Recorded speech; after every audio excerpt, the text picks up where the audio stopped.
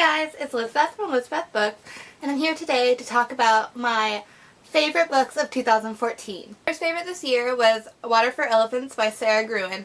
I love this book. I read it in February, and I just loved the main character's struggles. He had a pretty well-off life. He was doing really good, and circumstances happened in his life that were really sad, and he just runs away. He runs away and jumps on a circus train and just gets sucked into the circus life and all this drama and things that happen, and he meets a girl and he takes care of the animals, and it's just a beautiful story. It's so good, and I watched the movie, and the movie did it no justice. The movie was pretty terrible compared to the book, and it was one of my favorites this year.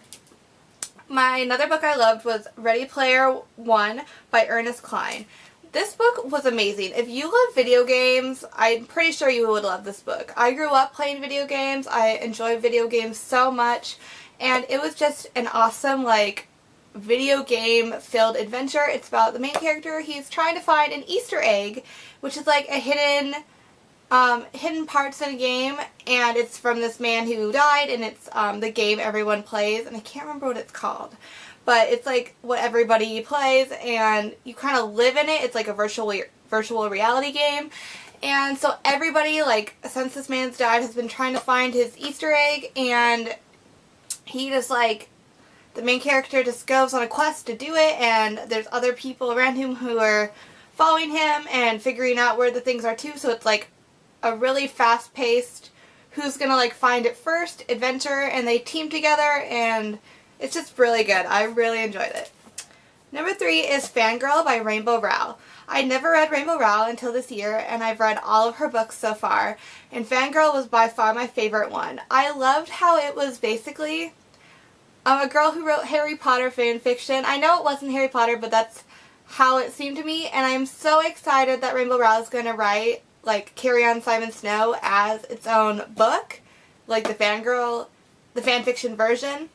And so that's awesome, and I just love Fangirl. I love that, I feel like we all feel like Kath did, that we can't really fit in sometimes, and we just, love what we love. I'm obsessed with the internet and Tumblr and all that, and blogging, and I just connected to Kath so much that she was on her own for the first time, and, her sister just, moved away from her, and it's you grow up, you kind of move away from friends, and I just loved the story, and it was amazing. Then I loved Variant and Feedback by Robin Wells. It was the first and second in a duology. So good. I feel like it's kind of a cheesy book, but it sucked me in so much I didn't even care. And it's really hard to describe because it's just about this kid. He goes to boarding school, and you learn that the boarding school isn't what it seems, and that's really all I can tell you because I would ruin the book. So the whole first book is just learning these secrets of the boarding school, and the second one is how they escape the boarding school and how they're trying to get away from it, and it's just a really good action-packed thriller kind of, and it just brought me to the edge of my seat, and I loved it. Then I loved Lila and the Boy Next Door by Stephanie Perkins. I loved Anna the French Kiss and Isla and the Happily Ever After, but I have to say Lila was my favorite character out of them. I just loved her so much. I know a lot of people think she's annoying and can't connect to her, but I loved Lila.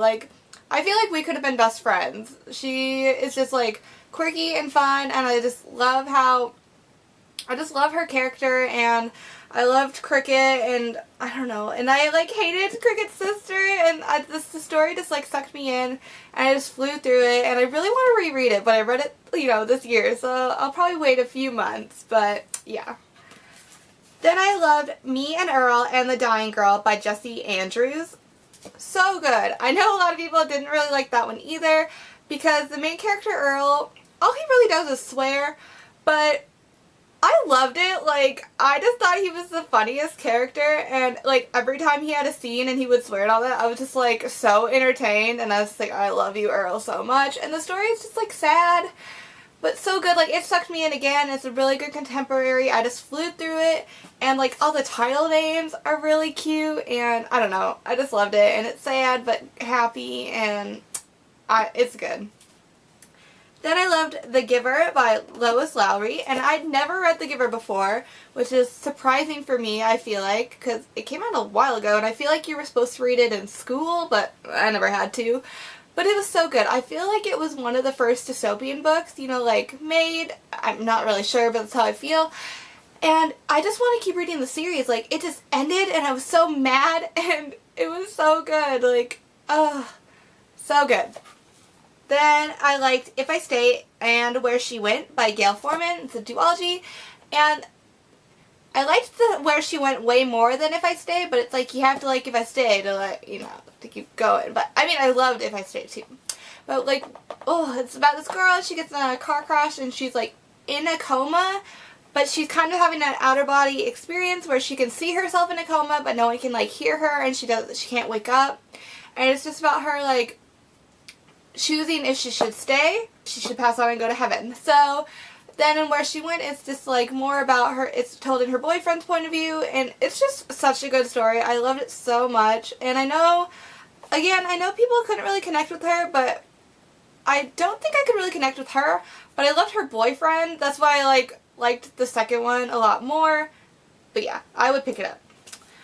Then I loved Aristotle and Dante Discover the Secrets of the Universe by Benjamin Ollier Sands. I know I said that wrong. So good. It's about two boys growing up in the 80s, I believe, and they're best friends, and you just discover like how they become, like, you know, how they grow in their friendship and what their friendship evolves into, and it's just, it's such a good story. I just love contemporaries that are like amazing and well thought out, and it's won so many awards, and I know why after reading it. It was really good. Then I loved I Am the Messenger by Marcus Zuzak. All I'd ever read by him was The Book Thief, and I really need to reread that because I honestly don't really remember the plot of it too much. Well, I remember the plot, but I don't really remember the details too much. And so I read I Am the Messenger. So good. It's about this guy who's a cab driver, and he just, you know, has an average like ho-hum life, and one day he gets a card in his mail that says like, pretty sure it had like an address on it, and he basically has to like go to these addresses and these different addresses and like help people's lives to make his life better, you know, and it's just really good. It's like he goes on all these different adventures to meet different people, and I feel like he helped a lot of people and grew as a person, and I just really liked it. Then I loved Hopeless and Losing Hope by Colleen Hoover. They're a duology. So good. Colleen Hoover, I never read her work before, and I've read almost all of her books this year. I still need to read the sequels to Slammed, so I need to read the second and third one, but after that I've read all of her other books. And out of her books, I just loved Hopeless / Losing Hope the most. Like, Holder was an amazing character. I felt like Sky was an amazing character, and their stories were just so tragic and sad, and how they were linked together. And I feel like parts of it were kind of far-fetched, but it's a book, so you know. But overall, it just like intrigued me so much, and I was so wrapped into the world, and I just feel so bad for the characters. They had such a like hard life. Ugh, you should read it. If you want to read new adult and get into it, I feel like that's a really good one. Then I liked Cruel Beauty by Rosamund Hodge. Oh, so good. That was like probably one of my absolute favorites out of these 20. That was probably closest to number one. So good. It's basically a retelling of Beauty and the Beast, but it's about this girl. She's a twin, and basically when she was born, her father said that he would give her away to the Beast, basically, who's the one who, like, he's a demon that controls their town, and so her whole life she's known she's going to be sacrificed when she turns, I'm pretty sure, 17 to get married, and she's going to be sacrificed, and she doesn't believe she's going to live because, you know, he's like a demon, and it's about her trying to go throughout, trying to, like, stop him, but she also kind of falls in love with him, and it's just so good. I really want to reread it, and I read it in like August, but it was amazing, and I really want to own it because it was beautiful.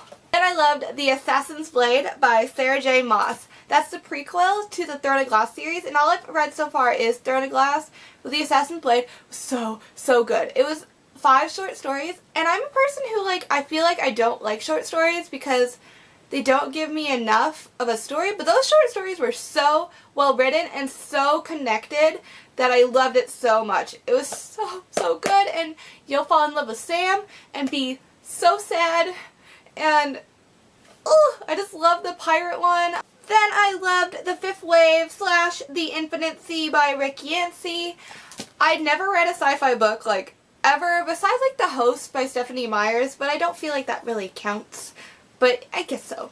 But The Fifth Wave was so good, and I just love The Infinite Sea as well. I know a lot of people didn't really like it, but I wasn't going into it hoping for something wonderful or anything. I was just like, oh man, The Fifth Wave is great, like, let me just read the sequel. And I know a lot of people had to wait like a year for it, so I think they hyped it up too much.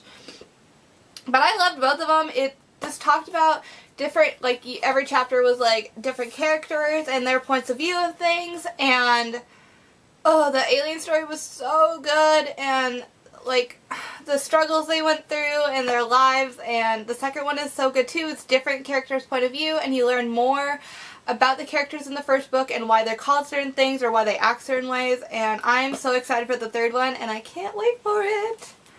The next favorite was Amy and Roger's Epic Detour by Morgan Matson. That one was amazing. It was such a good contemporary. It's about this girl whose father dies and she has to move across country, and she is terrified to drive. So her mother enlists her best friend's son to help her drive across country, and it's just about their adventures together and like all these places they go to and all these things they see. And I thought it was such a good like travel, like reading all about these different places they go to and all that, and I loved it so much. It was just so good, and I really want to reread it, and I honestly read it like a month ago, but it was that good. Then I loved Please Ignore Viera by A.S. King. So good. I've read another A.S. King book called Ask the Passengers, and I just really didn't like that one. So I was hoping that this one would be a lot better, and it was. It was so good. It was told in Vera's point of view, it was told in her best friend's point of view who had passed away, it was told in her dad's point of view, and it was told in the pagoda's point of view that she lives next to. So like the building, like a pagoda. And it was so good. Like the story was amazing. It was so sad, but like I just wanted to know more about it, and like you just wanted to know what happened to her friend because her friend dies, and you just want to see how it happens and like what led to this. It's so good. Next I loved Shadow and Bones by Leigh Bardugo.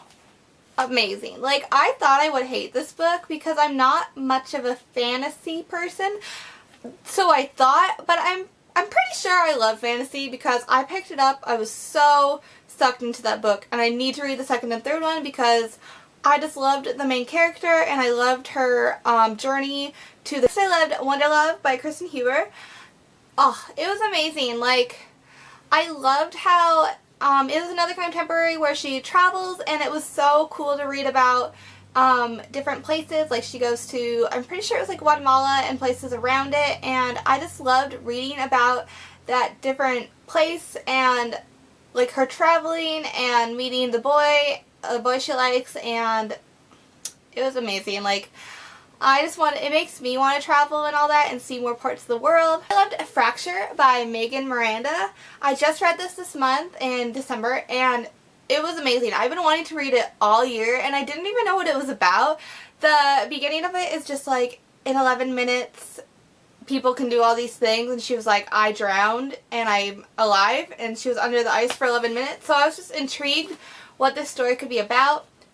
It was amazing. Like, I loved the characters, and I just learned it's a series, so I'm like, oh my gosh, I need to read more, and it was so good. And finally, the last book I loved in 2014 was A Fire and Flood by Victoria Scott. Oh, that one was awesome. It was like Pokemon meets Hunger Games, sort of, and this adventure, kind of like Digimon, yeah.